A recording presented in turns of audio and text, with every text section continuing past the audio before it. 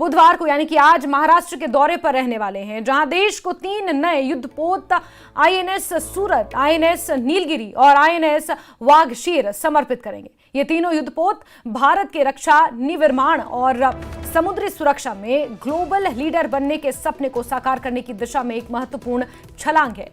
P-15B guided missile destroyer परियोजना का चौथा और अंतिम युद्धपोत आईएनएस सूरत दुनिया के सबसे बड़े और सबसे परिष्कृत विध्वंसक युद्धपोतों में से एक है।